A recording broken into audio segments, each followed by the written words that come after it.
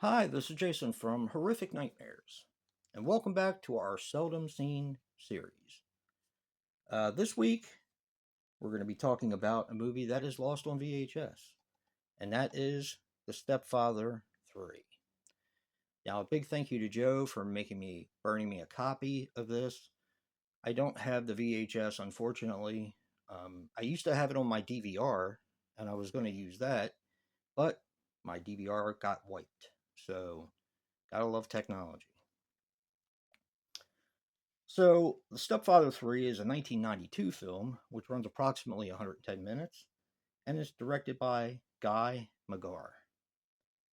Now, this stars Robert Whiteman as Keith Grant, Priscilla Barnes as Christine Davis, and Susan Hubley as Jennifer Asway. Okay, now they asked Terry O'Quinn to come back for The Stepfather 3, and he refused. So, I think they solved the problem absolutely so clever. In the beginning, you see a guy walking in a hoodie, and of course, he's going into a plastic surgeon to have his face made over. So, if you can't get Terry O'Quinn, you have him have plastic surgery because he's done this quite a few times, and he's not able to do what he does and stay out of prison or a mental institution where he's just escaped from. So, he has to get a new face. He does it, and he goes and preys on a new family. And of course, the mom is Priscilla Barnes, which is from Three's Company and from Mallrats and many other things. So he, of course, gets in with this family, starts to fall for another family, but then brings it back. And you know what the stepfather does.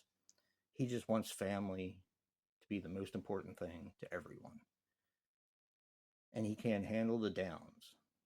Only the good stuff is the stuff he likes.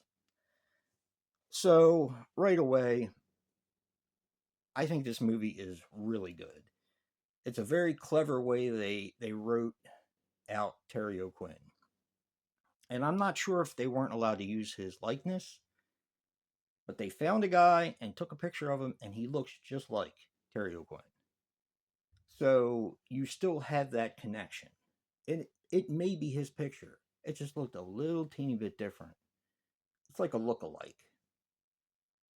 So the fact that they resorted um, to a facelift and um, plastic surgery in order to cover him up, so they could get a new actor in there, I think is so cool.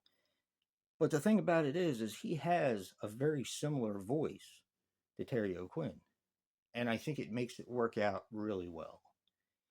Um, in reading some of the reviews, I'm not really sure what people want anymore. I mean, I know I've said this before, but this one is more of a slasher film. You have more blood because this was a boot from the VHS, and the VHS contains the X-rated version. Now that doesn't mean there's, you know, a lot of nudity and all that kind of stuff. It means that there's a lot more blood, and they had to cut some to get it an R rating, even though it was a television movie. So this is the unrated version or the X-rated version, and I think it plays out really well. If you like the first one, the first Stepfather movie, if you like the second one, and even if you like the remake, this is pretty much more of the same. This is a very, very solid franchise. And like I said, people were saying it's an unnecessary sequel. To who?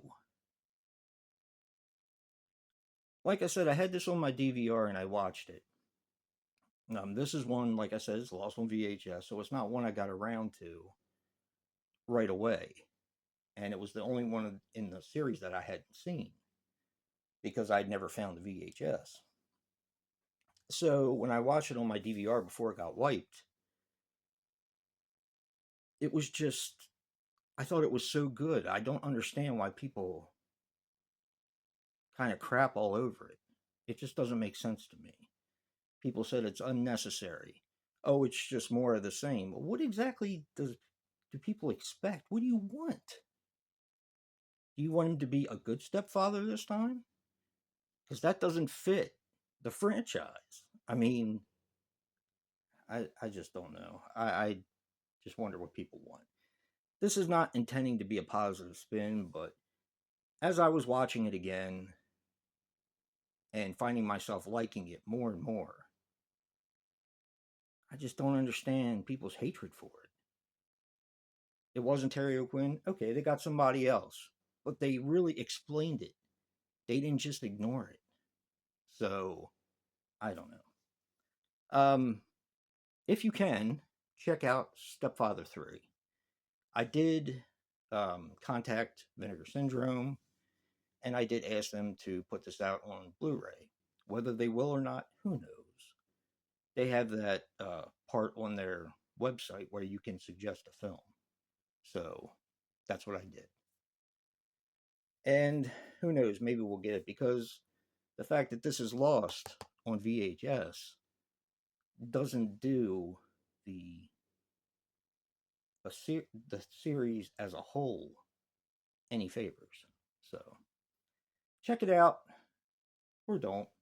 But don't forget to check out Joe's video for Stepfather 3. And remember, guys, physical media matters. Once the VHS is out of print and goes for a buttload of money, no one will be able to see it anymore. So it does matter. And until next time.